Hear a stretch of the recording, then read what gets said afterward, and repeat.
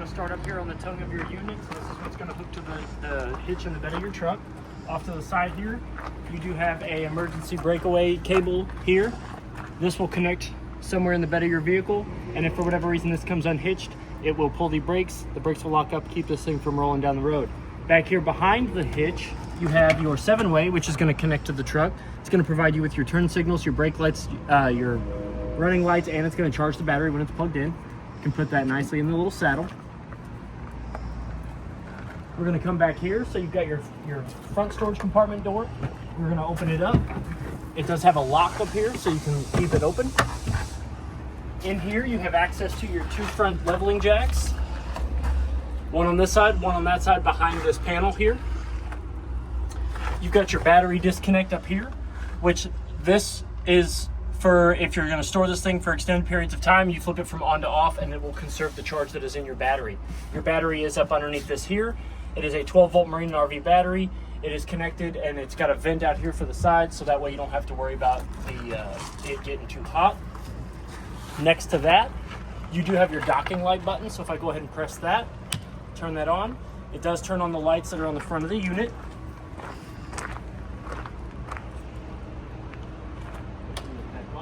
And if you do have an exterior solar, you can plug it in there, so that way you can get solar on the side. Close this.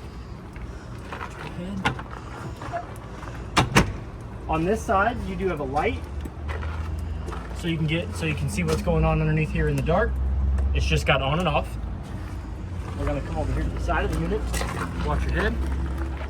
We've got 4 important stickers right here. So we've got our VIN number sticker, which is just like the VIN on your vehicle. You've got your tire unloading, which is going to tell you the PSI of the tires and the size of the tires. You've got your lug pattern sticker, which is going to tell you the appropriate foot-pounds that the lug should be torqued at, and the appropriate pattern depending on the size of your tire and the number of lugs. You've also got your manufacturing sticker here, which is going to tell you who manufactured it, the date it was manufactured, the tire size, the rim size, the gross overall weight, and the gross overall weight of the axles, okay? So we're going to come over here to this first side compartment. We're going to open it up. You do notice that it's got a vent, because if we open it up, there is your first 30-pound propane cylinder. It is fed into the unit with a regulator on this side, and then the main regulator is on the door side of the unit. So if you can see that, that's the regulator for this tank. Now there is a dial on the other side. When we get over there, I'll show you that you get on the other side, and it'll allow you to change either to this tank or the tank that's on that side, okay? So they are full, other than what we use to PDI the unit, which is to test the water heater, run the furnace, and the stove in the oven. We're going to open up this compartment door. This one opens up into your pass-through storage compartment. You can see that it's got a door all the way to the other side. And here on the door, you also have your auto leveling control panel and your auto leveling instructional sticker. So this is what you're going to use when you're ready to unhook and level out your unit. So right now it's in the gravel, so you can see these 2 lights here are showing you that it is not level on the front and the right side of the unit. So what you're going to do is you're going to raise up the front, raise it up off of the truck, and then once the truck is pulled out underneath, from underneath, you can hit auto level and it will adjust it to auto level your unit for you. The 2 jacks here will raise or lower depending on where it needs to go to be level, and then you've got jacks in the back that will lower and raise depending on where it needs to be. The next side compartment, if we open it up, is your water control compartment. So you have your water filter station here. So there is a filter in the owner's bag that you will put in here that will keep your water when you're filling it up. It'll filter out any of the impurities. You've got a hot up here and a cold on your outside shower / sprayer. So once there's water in the system, you'll turn either on your hot or your cold, and then you've got a sprayer down here. As you can see, water's coming out of that. To unhook this, if you ever want to, you're going to push in this, and then you're going to pull this out. What you're going to do is you're going to push this back in. That's going to become flush, and you're going to give it a gentle tug to make sure that it is nice and secure. You do also have a switch out here that can turn your water pump on and off, as well as one on the control panel on the inside of the unit. But these need to be independent from one another. So if you're going to use this one, don't use the one on the inside, and if you're going to use the one on the inside, don't use this one. Okay, so it's one or the other. If you see this diagram right here, this is the diagram that these valves need to be in for each one of the corresponding categories. So you've got your dry camping, which is going to be where it's drawing water from the fresh tank. You've got your power fill, which is how you're going to fill your fresh tank. Your city water is for if the camper park that you're staying at is providing you with water. Your winterize is going to be how you winterize your unit, and your siphon is going to be sanitizing the tank via the pump, okay? And you're gonna correspond these valves to the diagrams, each one of these, to get to the appropriate option, okay? Down here underneath, the white valve, this is your city water connect. So if we open that up, it does have a little pressure release valve in there. That's where you're gonna hook your hose and regulator up to, and I always recommend a regulator because it keeps the water pressure between 40 and 50 PSI, and really anything higher than that, and you can run the risk of your lines disconnecting, okay? The next one over, this black one here is for your black tank flush. This goes to your black tank, and this is where you're gonna hook that same hose and regulator, and it spins a little aerator in the bottom with the power of the water pressure alone, so you don't need to have your pump on, you don't need to have any sort of a power on, you just need to hook water up to that and turn it on at the source. It spins that aerator, which then cleans the sides and the bottom of your black tank. In order to use your black tank flush, though, you do wanna make sure that the valve is open and that your tank is empty, okay? Last but not least, you do have a GFCI protected 110 outlet out here, as well as a rack for your outside sprayer hose if you want to. And if you want to keep this closed while you have lines coming up through your control panel, you can actually run your hose and your TV coaxials up through here.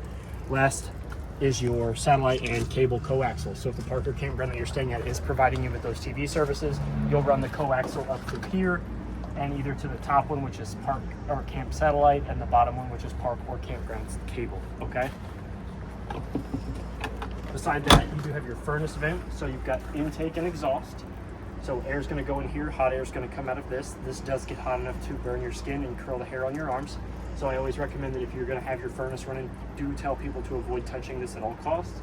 Another good investment for this is a mud dauber screen. They're two little dome vents that sit over each one of these, and they keep the mud daubers from going in there and building nests. It's a $20 part in the store, or it's $155 an hour for us to go in there and fish them out of your furnace vents, okay?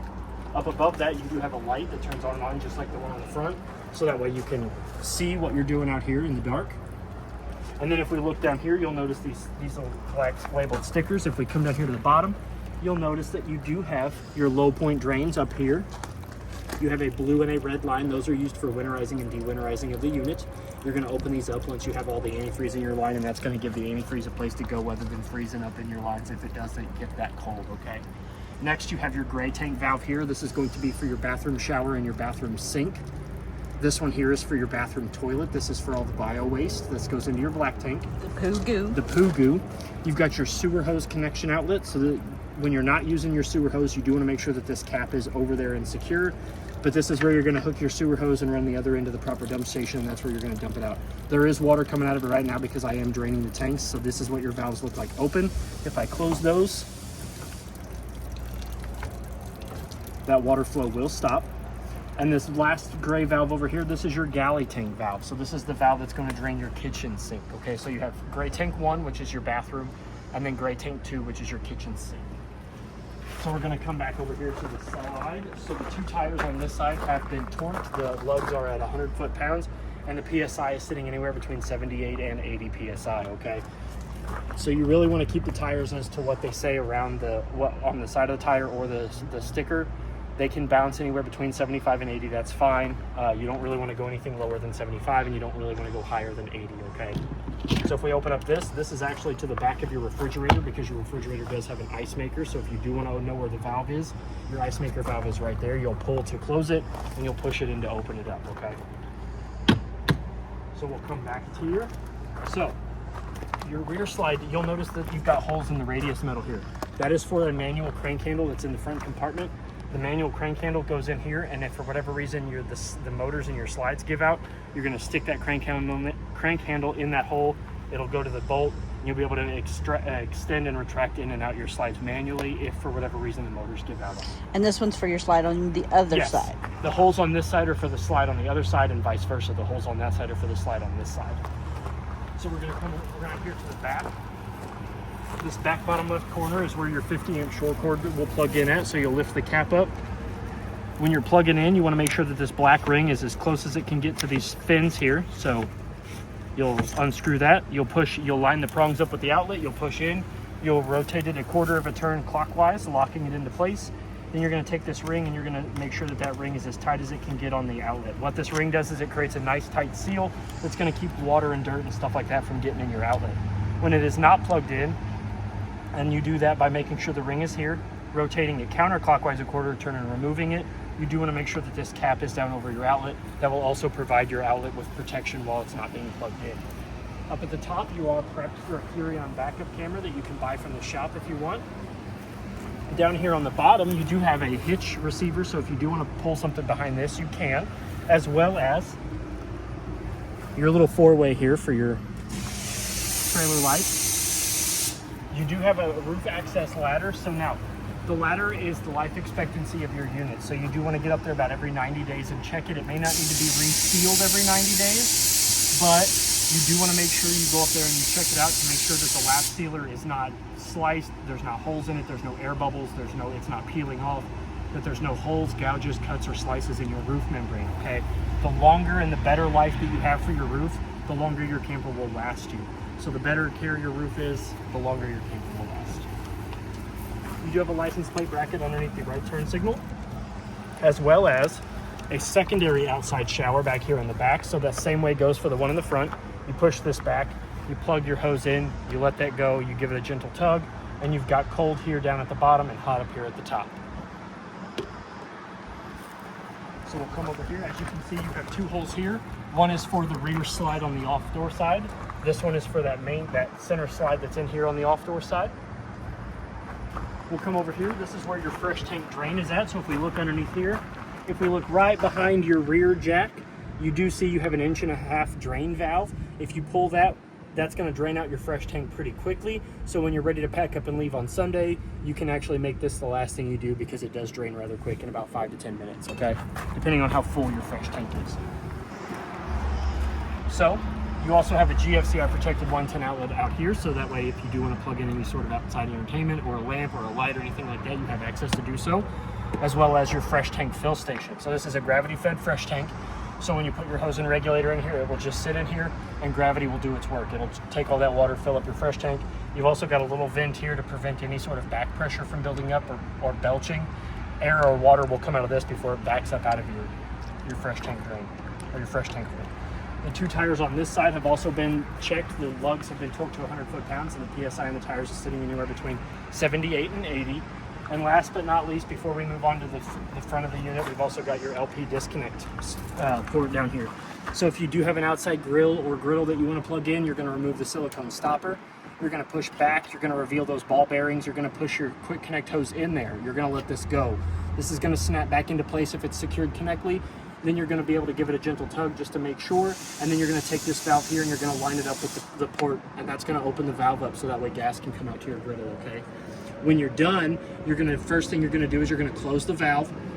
Then you're going to push back on this and your hose is going to come off of the disconnect port, okay? Then the last thing you're going to do is you're going to take the silicone stopper and you're going to push it back up in there. Just like the furnace vents, the mud dabbers will go in there and you'll have one that'll go in there and build a nest. And it'll surprise you. You wouldn't believe it how many times I've come in with a camper and they've had a mud dauber nest inside those little disconnect ports. And you also have a receiver hitch here, so if you've got a toy or whatever that you want to secure while you're camping or hanging out, you can do so with this port right here. The big thing right here is it's a 75-pound weight limit and you have to take them all off before you travel. Yes. You also have a hole here for the other slide on the off-door side, so that's where that slide's going to go. We're going to come up here. You have your water heater compartment here, so if I undo this, I'll take this off. It is held onto the compartment by two little pegs here and two little holes at the bottom of your door. So your unit is an electric and gas water heater. So up here at the top, you have your pressure release valve. So the first thing you want to make sure before you turn your water heater on is that there's water in it. And you can actually do so by lifting up on this. If water comes out of that, then you know you've got water in your water heater, okay? Now that it's safe to light. So for whatever reason you turn it on gas and it doesn't want to light, you can actually come up here and you can press this, and that will reset the breaker so that way it attempts to light again after it doesn't want to. Down here is your electric element. So behind this black little dome here is your electric element for whatever reason you need to get to that. And here is your 1 1/16 anode rod. So this is a steel rod that runs the length of the bottom of your water heater tank, and it eats up all the impurities. The water will, if it has any impurities in it, they will do damage to this rod before they have a chance to do damage to the tank as a whole, okay? This is also how you can drain your water heater for winterization. You want to relieve pressure off of your pressure valve here, open this up all the way, and then once you take this off of it, this being open will prevent this from shooting out and hitting you in the stomach if you're taking it off, okay? I know that by experience. You have the best stories. I have so many stories. And then once we open this up, this is the door side storage compartment for your pass-through. So here's your manual crank handle. It is held on by magnets. And then over here on this side, you also have a GFCI protected 110 outlet, as well as a coaxial outlet. And the real interesting thing about this camper is that usually this antenna booster is on the inside, but on these Rockwoods, it's on the outside. So this is where you're going to hook your coaxial if you want like outside TV service. Like any TV service that you're getting inside, if you hook up to this to a TV, you'll get it on the outside as well. But with the light on, you're going to get only antenna. With the light off, that's when you'll be able to get cable and satellite. So light off, cable and satellite, light on, antenna. And that's for inside as well. So that light has to be on for you to get your antenna channels on the inside, which you do get about 30 to 40 antenna channels on those TVs in here, okay? But remember, light on for antenna, light off for cable and satellite. And then last, this is your door side propane. Your 30 pound pig of propane is on this side, and this is where your regulator's at. So if you can see that G, right now I have this propane tank open. It is full other than what I use to test the stove, the oven, the furnace, and the water heater, okay? But if you see that green G there, then that means that there is gas in the cylinder, okay? And this little arrow is pointed to the other tank when it's over here. No, it's pointed to this one. That's right, because it's pointed to this hose. Here, yep, and then if you take it and you swivel it over, this line here actually goes to the other tank.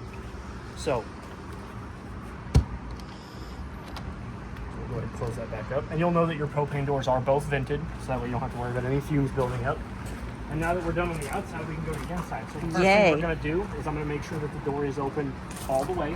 I'm going to open it all the way up. You do want to make sure that it is open all the way up, because on either side of your steps you do have these little saddles that if the door is even slightly closed, this saddle here will rub up against this and either bend this in or outward or do damage to your door frames, okay?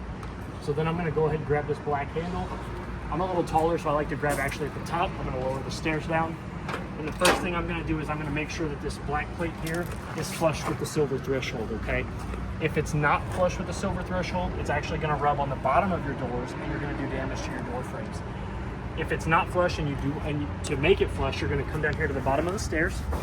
And there are 2 silver tabs here that will allow you to articulate the legs between 15 and 18 points, okay? So that way, no matter what the elevation is that these come out at, you're going to be able to get them level, okay?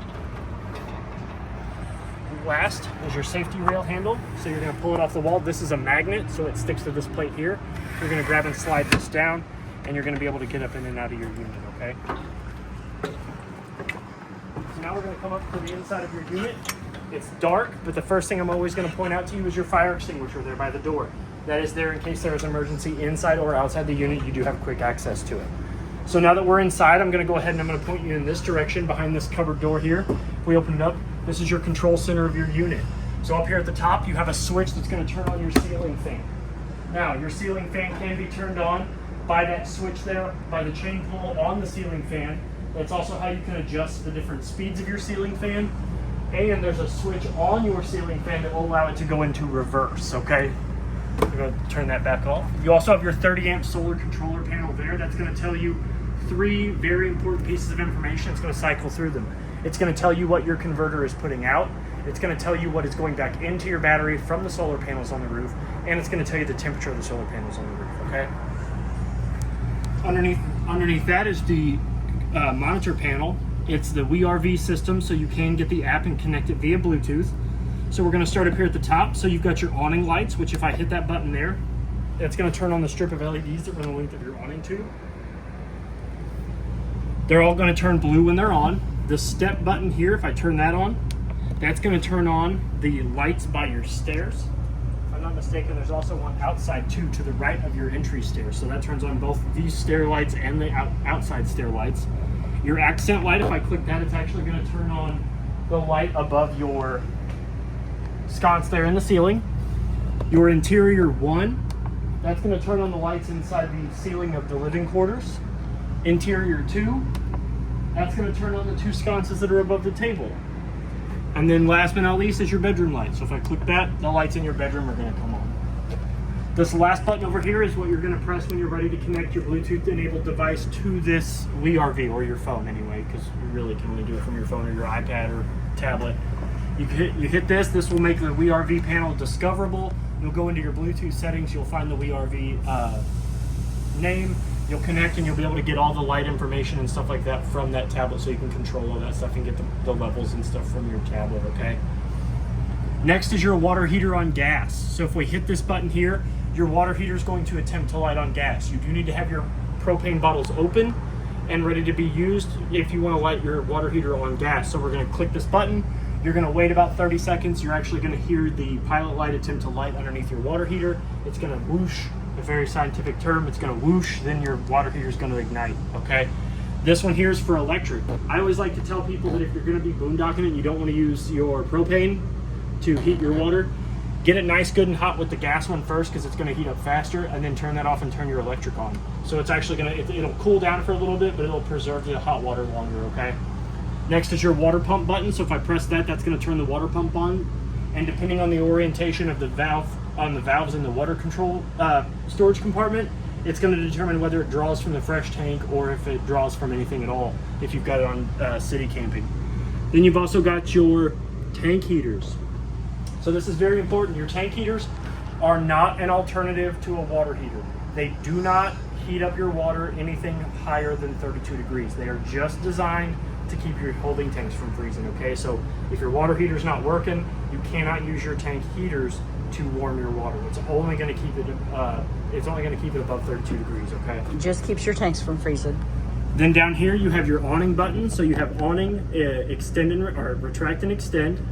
Then you have slide one. Slide one is going to be the door side couch slide. Slide two is going to be the next one over. Slide 3 is going to be your kitchen slide, and then slide 4 is your bedroom. So your bed slide actually comes in and out as well. And you have extend and retract on all of those. But we're going to go back to your awning, because your awning is the most expensive repair on your, one of the most expensive repairs on your unit. So I'm going to run your awning out for just a little bit.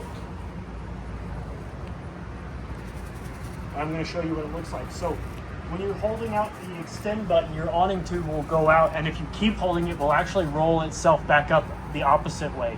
So the tube will be on top of your awning canvas. So I'm going to show you where it should stop at, okay? So that's really where you want your awning to stop at. So if you see that it's got that skirt that hangs down in the front, you want that to be straight up and down as possible. That's going to provide it to do its job, and it's going to provide you with enough slack in your canvas on the top, so that way if a wind comes through or a stiff branch, it's not going to go ahead and rip it off of the awning arms, okay? Now that we've got the awning arms out, if you can see the two bottom support arms, they have that silver nut on the halfway up them. Those are manipulatable. You can actually pull down on those and they will swivel. Well, I guess they won't swivel, but they'll bend in the middle, and you'll be able to create a steeper pitch off of the back side or the front side, or you can do both, and that steeper pitch will go across the whole awning. But when you bring your awning in, you do want to make sure that those two arms are back in the straight position, so that way that allows your awning arms to go in and out more fluid, okay? And it allows them to do their job without putting a strain on them.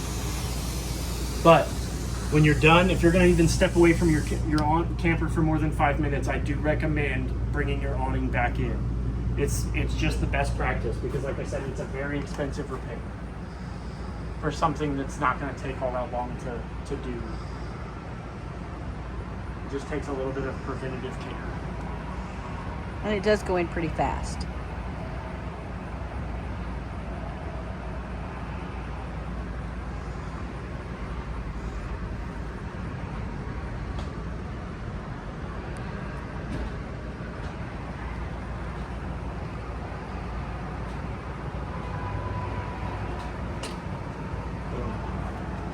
Done. Now that we're done with that, I'm going to go ahead and close it up, and we're going to make our way around, and then we're going to end up in the master bedroom last, okay?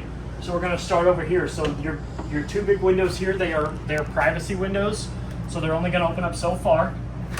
So they do rotate clockwise. They'll only go out about that far. If you do want to remove the screen, you can grab a hold of these guys here, yank them out, and the screens will come out. Close them back up. You also have shades that are tucked up underneath these window balances here. Pull them down. They'll stay where you put them to get them back up. You just let them go. You do have a bench seating here up against the wall, which does act as secondary storage. So you're going to unvelcro the cushion. You take the cushion off, and then you can lift up on this, and that leads you to your storage bin, okay? Underneath the storage bin, or your table anyway, so you've got your table, and if you look underneath your table, you actually have some mechanisms underneath here. So you've got a lock here. Where's it at? Right here. So you've got a lock here, which will lock in your table, which I said, it sounds funny, but you can actually pull this table out. You can push it inward. So if you don't want it, you know, you got young ones sitting up here, you know, you want more room on this side, you can actually manipulate your table a little bit. You can pull it outward. And then there's also a handle over here on my side that if you push that up towards the tabletop itself, you can actually lower this table down. So pull it out, push it down. When you do this, you do want to put weight on the center of the table, so you can lower it all the way down. Scoot that over, and now you can actually make that almost like a secondary sleep for like little ones if you want to. But if you want your table, you just take that handle again, lift up, it'll come gently up. You do want to pull it away from that outlet though, so you don't want to scrape that outlet. But once you have that out, you can manipulate the table in any direction that you want. That is pretty cool. And then once you're ready to lock it up, you just take that first lock mechanism I showed you, you push it up, and now your table's really not going to go anywhere. 2 seats on this side. Like I said, you do have a 110 outlet down here underneath the tabletop, so you can plug in your laptop or your phone or whatever you're doing while you're sitting there eating breakfast, having dinner, doing the morning stuff. And before I push the chair in, your second out of 3 main safety features in here, your carbon monoxide and LP detector. Now, you're supposed to test those every 3 months. I always recommend doing it every time you get in and out of the camper. You're stocking up for the weekend, you're getting ready to go camping, hit that test button, let it do its thing. Along with that and the smoke detector, okay? Where'd it go? Right over your head. Right over my head. Test that every 90 days. Every time you're going to use your camper, test this one every 90 days or whenever you're going to use your camper, and check your fire extinguisher out, okay?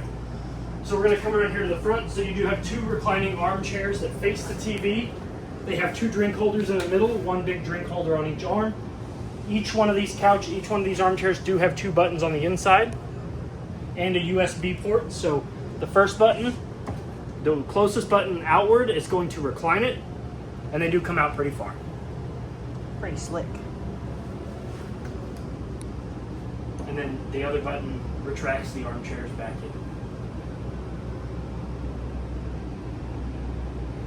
in. In the center of the armchairs, you have a little cubby for your remotes, which inside there is the remote to your television, which is this one right here, and the remote to your fireplace, which is right here.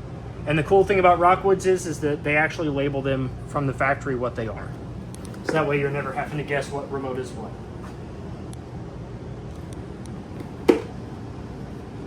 Your window over here is the same kind of privacy window, same kind of shade. Remove the screen with this tab here. Over here on this armchair, you do have lights above it. This is a pinch tab window, so you'll take the 2 pinch tabs, push them in towards themselves, and then lift up, and then the window glass and the screen can both come up if you want to. 2 privacy windows, just like the one in front of the kitchen table on this wall here. Same style shade up underneath the valance.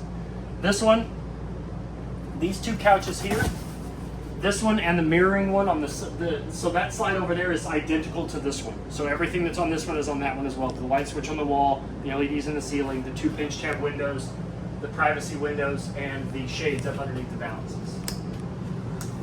So, if we remove the cushions off of this one,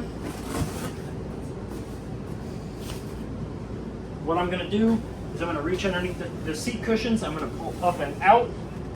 I'm going to extend out the feet. And then I'm going to lower the mattress down. I'm going to come back here to the back side, the backrest. I'm going to lower it down.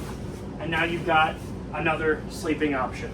And you actually have another one on that couch. That couch there, a love seat, does the exact same thing.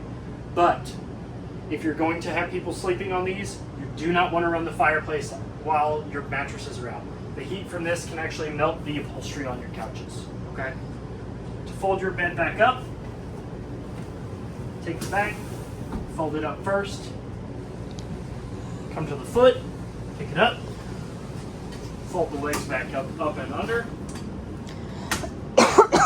break it in the middle, lay it back down, and then you can take your Velcro cushions and put them back onto the backrest.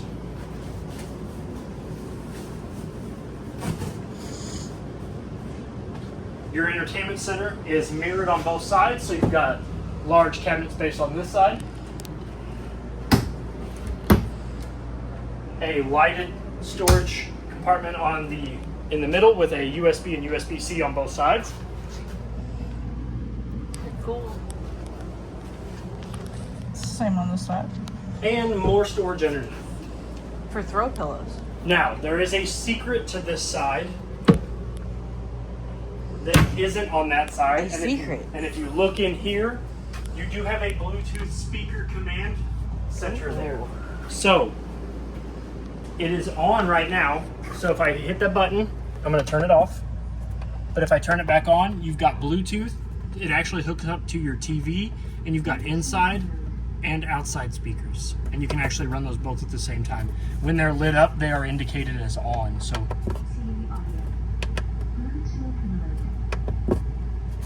and it talks to you. It's very friendly. it does. It tells you all of your options. Your above head storage is one large compartment with 3 drawers. On either side of your TV entertainment center, you've got a 110 outlet down here on the bottom, as well as one up here on the top, as well as your coaxial. So this is the coaxial that's going to determine whether or not this TV is antenna or cable and satellite. Well, sorry, no, satellite. So this one's for the bedroom, and this one's for this TV. So if you do want satellite, you got to plug it into this outlet here, okay?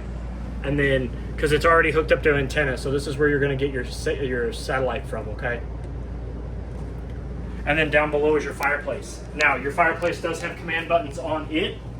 So you've got your power button, your light change button, which will change the RGB setting of the flames, your brightness button, so if you don't want any lights at all, you can still get heat, your thermostat, which is going to change the temperatures, and then you're going to turn that off. It's 90 degrees out here. I'm going to turn that off. Whew, good idea. Now your remote has 6 buttons on it. Power button, cycle between Celsius and Fahrenheit, the light change button, the RGB light settings, a timer which will allow it to turn on and off in intervals of 30 minutes and then up to an hour, up to 9 hours, and then increase temperature and decrease temperature. We already went over this side over here. They're, like I said, they're identical. You've got your pantry. So if I open this up, you're going to open up to a nice big storage pantry with a light up here in the top that has 3 modes. Sensor, which is what it's on now, off and always on. So when it's all the way depressed on the left side, that's the motion sensor. So that will go off after about a minute of that cabinet being shut. And when it senses the light difference in the cabinet being open, that light will come on. So, and there is a if I'm not mistaken, there is a 110 outlet down there. There is. Next is your Magic Chef refrigerator. So I'm gonna open it up on this side, and then I'm gonna open it up on this side.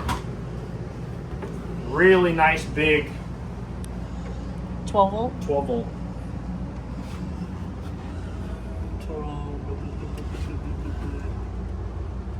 Oh, no. 15 amp. 12 volt. Nope, yep, 12 volt. There it is. 12 volt refrigerator. 12 volt refrigerator. This is important. You never want to pull that sticker off. This is important if for whatever reason your refrigerator does decide to not work. This sticker is going to have all the information that you need in order to tell the manufacturer or us that it needs to be replaced, okay? As well as your controls are up here. So you've got your ice maker button here to turn your ice maker on and off. You've got your fridge control button, which is going to allow you to adjust the temperature of your fridge. I don't know why you would ever want your refrigerator at 45, so I'm going to put it back down to 33. And then your freezer does the same thing. You hit the freezer, it'll actually increase in temperature. Got your on and off, and then you got your empty, mid, and full right here. It will tell you the battery life on the ice maker. As well as 2 crisper drawers that you can actually control the humidity with these sliding grates here. And then this guy is the lock for your refrigerator. So I'm actually going to show you it while it's open so that way you can see it. So when the doors are closed, you're going to fit this rod in here and you're going to tighten it in there. What this does is it puts friction, it puts pressure on the doors to keep them from opening up while it's traveling down the road. So when you are traveling, you do want to make sure that this is screwed in tightly, okay? But you don't want to make sure it's too tight because you don't want to damage your refrigerator doors. It just needs to be tight enough to where these can't open, as well as this. Speaking of that, freezer. So this is the bin for your ice maker. This drawer goes in and out, so you can store your bigger, deeper stuff in there, such as more ice cream. I would put all the healthy stuff down there and put the ice cream on the top. No, I got children. You gotta hide the snacks. Next, we're gonna move on to your microwave / stove and oven console. So you also have a light up here to turn on and off. A compartment up here for all your other stuff. Now, I always tell people when they're putting stuff up in these above microwave compartments to watch out, because you do have a 110 outlet up there, and that is the cord for your microwave. Not only is it the cord for your microwave, but it is also the cord for the vent and light for your stovetop.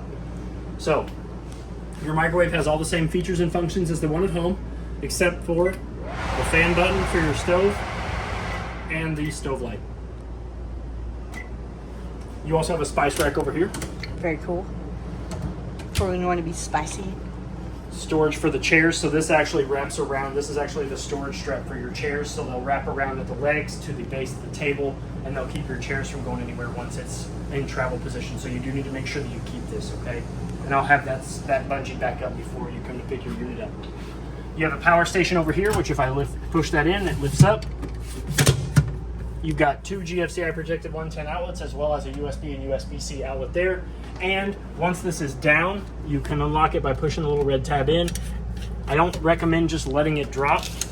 Push it back down gently, tap that back down, and if your phone does have a wireless charging feature, that will work as a wireless charger. Your stovetop will turn on by turning on the lights. That's going to turn on the lights behind the burners. Then what we're going to do is we're going to push in on a burner. You're going to hear the striker clicking. You're going to turn to high. It's going to ignite your burner. You're going to hold that for about 5 to 10 seconds. Okay, let the thermocouple get nice, good, and hot. Let it go. Once you have one burner lit, the other 2 are a cakewalk. You're going to hold them again for another 5 to 10 seconds. Let it go. And boom. And now your stove's on. Turn them off just by rotating the knob back to off. To turn your oven on, you're going to turn this button on, which is going to turn the light on. You're going to open the door. This is the most important part of this whole process, is opening your door. You never want to attempt to light your stove with the closed door, okay? We're going to take this knob here, which if you can see, it's got the oven symbol on it with an F. You're going to push in. You're going to turn the flame. The flame is your pilot light. You're going to watch your pilot light attempt to ignite. It's kind of hard to see. It's way back there in the back.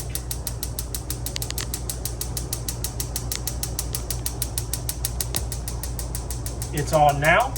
So after I hold that for about 10 to 15 seconds, because it does need to be held a little longer than the burners on the stove, I'm going to let go and it goes off. See, so now I got to repeat the process.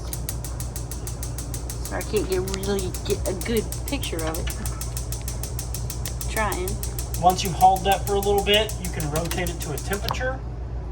Oh, it went off again. There it goes. I'm going to hold it for about 20 seconds this time.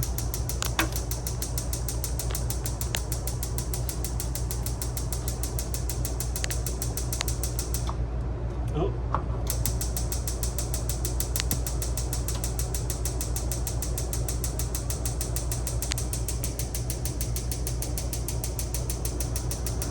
Let that get nice, good and hot. And now when I adjust the temperature, there it goes. There she goes. And then we turn it off by rotating the dial back to off. Now, if you've used your oven for an extended period of time, I always recommend just kind of leaving it cracked just a little bit to let some of that extra heat and the fumes escape. But since we only had it lit for a few seconds, I'm going to go ahead and close it back up. You also have pantry storage over here. And again, mind pushing stuff to the back of this, because if you can see back there in the back of the drawer, that is where that power station slides back into. Next, we're going to go over here to your sink. So above the sink, you do have copious amounts of storage. Your owner's bag is over here that's got the water filter, your toilet paper holder, all of the hardware, your Max Air fan for this one here. It is a remote. I'll show you that in a second. You've got a book from Rockwood showing you the last 50 years of Rockwood's history, getting you a brief overview of what Rockwood does, who they are, and a TPMS sensor, which I will help you go over how to install and how to hook up when you come to pick your unit up. I never like having these pre-installed. I always like doing it with the customer so that way the customer knows how to do it if for whatever reason they need to, it forgets it in the system and they need to redo it again, okay? Now, inside your owner's bag, I'm gonna pull out the Max Air remote, which is this guy right here. If I turn it on, it's gonna come on. You're gonna see that the fan is off and that the vent is closed. I've got the set temperature at 79 and the room temperature is sitting at an 82 degrees. So I'm gonna go ahead and I'm gonna hit auto. It's gonna air out. So now it's going to,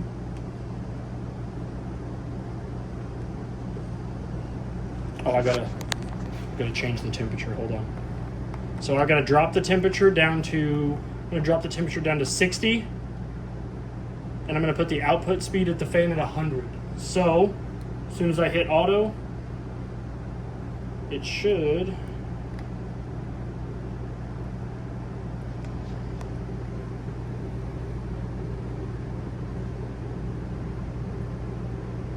come on now. There it goes. I had to point it at the remote. Or I had to point the remote at the fan. So now it's going to open up and you mean can pointing see, at the cabinet didn't work? No, pointing at the cabinet. As you can see that it's going to set it to 60 degrees, which means that if it gets below 60 degrees, it will actually kick that on. Very cool. And I'm going to turn it off. And once I turn it off, that will actually close and the fan will turn off itself. And again, this is in the owner's bag, as well as the mount that you can screw to the wall so that thing will sit somewhere on the wall if you want it to, okay? You also have another power station there, which is the same one on the side of the stove. You click that little knob, it comes up. It's got two 110 GFCI protected outlets, as well as a USB and USB-C outlet.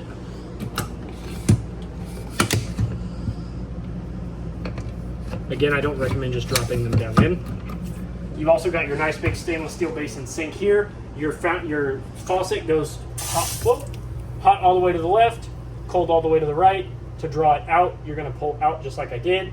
You've got these two foldable drying racks that will fold up so that way they can provide you with a drying rack or more counter space, as well as the stopper just like the one in your sink at home. Storage underneath for your trash can and your little scrub brushes here. Also access to your P-trap at the bottom of the sink. Little cabinet space down here. Your furnace vent is underneath this. Silverware drawer. 3 drawers. Behind this one here is going to be where your residential refrigerator valve is at. So that's where your valve is going to be to the water on your refrigerator, okay?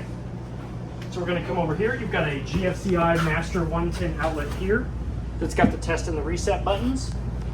We're going to come up here. We've got your thermostat, which is a touch screen. So if you can tell, it is on right now and it is telling you both the temperature of the bedroom and the living room, okay? So zone 1 is bedroom. So if I hit, it's on cool. If I hit off, oh no, sorry, zone 1 is the living room, my bad. The other Rockwood was zone 2 is the living room. So you've got air conditioner. So if I turn that to fan high, right now it's in fan auto. You never really want to turn it on fan low. You either want to keep it on fan high or fan auto. I always keep it on fan auto so then that way it can regulate. You've got your temperature decrease buttons here, which will show you in the little number that's your set temperature and what it currently is on the inside. You've got your settings button, which will show you the temp. You can change it to Celsius. You've got screen options, zone setups, and max air fan setups. And then if we go back, we can turn that off. Go to zone 2, we can turn that off. And then you can actually go to zone 2, which is electric heat. So your heat will actually come out of, you've got electric heat in the master bedroom, or in the master bedroom. And then if we go back to here, we turn this off and we go back to zone 1. So you can't have the air conditioner on in the master bedroom and run your furnace at the same time, okay? So you have to have both air conditioners off for your furnace to run. When you have both air conditioners off, then you'll notice that you do have a gas heat option there, which if we click that, that will then draw propane to the furnace and again try to light your furnace, but it's hot outside, so we're not going to do that. We're going to go and we're going to turn the air conditioners back on. we're going to come into the bathroom. So inside your bathroom, we're going to go over your Dometic 2-portion valve toilet. It is a porcelain toilet. When you put your foot halfway down on the lever, water's going to fill your bowl. And if we floor it, it's going to go to the black tank where it belongs, okay? You've got a towel rack up behind the toilet. 2 large storage cabinets on either side, or on one side of your shower. You've got a max air fan above your head, so that way so you've got fan speeds 1, 2, and 3, and 4. So 1 is like not very fast, 2 is more medium, 3 is hot, like medium high, and then 4 is like supersonic. Supersonic, yeah. And then this knob here, you turn it counterclockwise, that will open the vent. Now these do have max air covers over them, so if things get hairy in here and you need to let some air out while it's raining, you don't have to worry about getting wet. And then clockwise will shut the vent. And then you can actually lock that by pushing up on the dial there. And then to turn the fan off, you hit the fan off button. Inside the shower, you have a shower head up here that's got a on and off button, so you can turn the water on and off up here instead of having to worry about turning it off down there. That is in case you're running the hot water and you don't want to turn your hot water heater, you don't want to turn the hot water off. You can turn it off up here, you can get out, the next person can get in, and they can use the hot water. You also have a soap tray here, as well as several caddies inside your shower. You've got a little seat there. You've got hot on the left and cold on the right.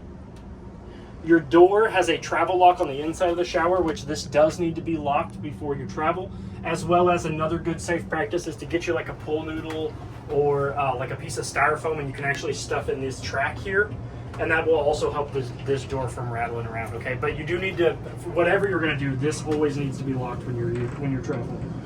So you're gonna lift up, then your tri-glass doors will fold open. And if you do want to open up this side for whatever reason, like say you've got glasses like me and you're taking a shower and you need to put your glasses down or grab them real quick, you can actually open up from this side too. But in travel, then you need to be all the way up by the shower head, and then you can lower down your travel light. You also have a skylight, so you can shower in the beauty of nature if you want to, as well as a nice safety-backed glass medicine cabinet. So if this shatters, you don't have to worry about it going into a million pieces. You've got your nozzle or your faucet here, hot on the left, cold on the right, water draw, lift up. 2 lights here on the left, or on the right, I mean. Man, I need to learn my left from my right. Ceiling lights are is the leftmost switch. Accent light behind the mirror is the rightmost switch. Your left hand is the only one that makes an L. I know. Just trying to help you out, man. Another GFCI protected outlet. As well as this door also has a travel lock, which needs to be locked when you're ready to go. But you can close the door. And shut out annoying people. But the weird thing is so this door also has a lock on the inside. So this is how you lock it on the inside. So you'll pull the door all the way closed to where this fits over this dial, and then you'll lock it into place, and then that way nobody can come in on you while you're trying to learn your left from your right.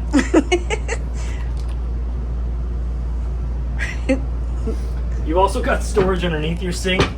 If you put those together, it makes a W for winner. Winner. Winner, winner, chicken dinner. So inside your bedroom, your door does close. It also magnets open, so that way you don't have to worry about it sliding open if you don't want to.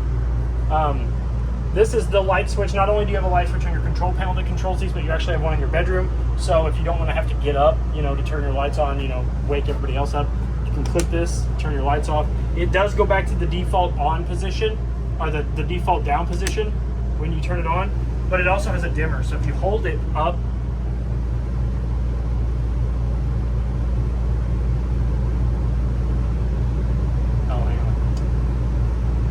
there it goes. Pretty cool. But always remember, it doesn't go back to default. You have to make it go brighter again, which was what I was trying to do with the first one. Okay. There we go.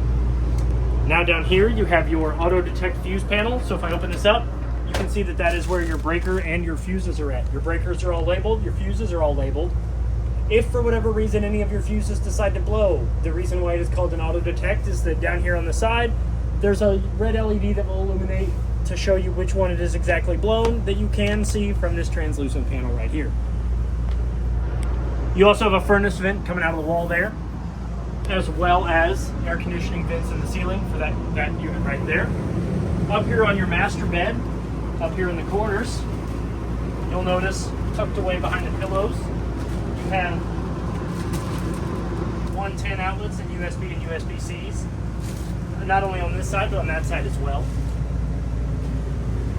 As well as 2 LED lights above your head, one on each side, as well as USBs up here too. So you're never going to run out of space to charge your phone, your smart device, anything You have like all that. the power. Plug your CPAP machines in. Up here's where you can store those said CPAP machines.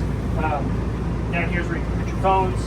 You've got above head storage for throw pillows, like this little guy here. You can just tuck him up in there and never see him again.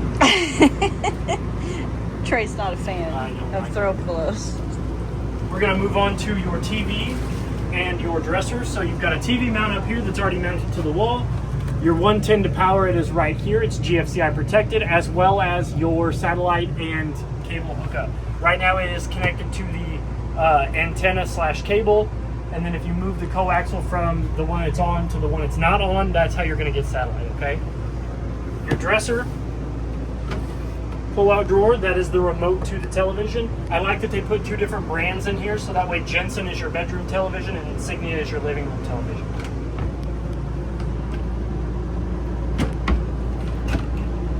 As well as a cubby for your shoes underneath. Or your cat. Or your cat. Your window on this side is your fire escape window, has the same style of pull-down shade. To open up your fire escape window, you're going to lift out the red handle from the seat. You're going to push it out. To open your window, just normally you can seat the red handle in the hole. If you do need to get out in case of emergency, so you'll shove the whole thing out, grab a hold of the screen, pull it out, and preferably go out feet first, okay? That window over there is a privacy window, just like the ones above the kitchen table. You rotate it clockwise, and it opens up. You have power stations here, 110 GFCI protected outlet, as well as USB and USB-C. You've got a light switch here that's going to turn on the light above the closet rails. You've got a drawer down here in your closet for like more shoes or clothes. Was washer and dryer prepped, but the customer wanted us to remove the washer and dryer, so I guess you don't have to worry about that. Drain hose for your washer and dryer, hot water, cold water. To get to the P-trap of it is down there. You have a nice little cabinet space here for, well, I guess I should use laundry soap with this since there's no washer and dryer in here. You don't have to worry about that. Cabinet space here, hanging rack for your clothes on hangers there. 110 outlets for both the washer and the dryer. That dryer vent hole right there will be covered up. We ordered a part that will hide that, so that way the customer doesn't have to look at that hole. Both of your closet doors are on sliding tracks, as well as have mirrors on them, as well as travel locks. So the travel locks will slide into place like so. One on this door, one on that door. And you definitely want to make sure they are locked for travel. Yes. More above head storage for more throw pillows. More hide your throw pillows. On this side here, we're going to start on the inside drawer. If I open this up, you've got cabinet space, which actually goes to the inside of the closet. So this extends further that way into the closet. And then down below my feet, which I don't know how I can, you just have 2 big dresser drawers. Nicely done. Last but not least, before we move on to the air conditioners, and then we'll be in, well, you don't have to look at my ugly mug no more. I'm going to lift up the bed, and you've got storage underneath your bed. Now that we're done with that, I'm going to go over the air conditioners. So, when it comes to your air conditioners, the 2 air filters that are underneath these 2 vents here, the cleaner those are, the better your air conditioner will work, okay? And you can remove them by pushing in, pulling down. You can grab a hold of them, pull them out. You can take these down, you can wash them in the sink, you can let them dry, and you can put them back up. Slide them back in. I always start with the big tabs first, apply gentle pressure, and then you'll just fold the tabs back in. Now, with that being said, you also have 2 dump vents on either one of your air conditioners. So if you want more air coming out of the unit itself, you can open them up. If you want more air coming out of the louvers in the ceiling, you close them up, and it's going to push the air out of these faster. So you come in, say you come into your unit and it's really hot outside like it is today. You want super cold air. You turn your air conditioner on, you open these bad boys up. Now it's going to cool down your bedroom. At night, when you don't want this blowing on you so bad, but you do want to cool down your whole place, close these up and it'll push air out evenly throughout the unit, okay? That goes for not only this unit, but also the unit above the living area. If you have any other questions, please feel free to reach out to me here at Parkland RV. My name is Trey. Happy camping and good luck. Thank you.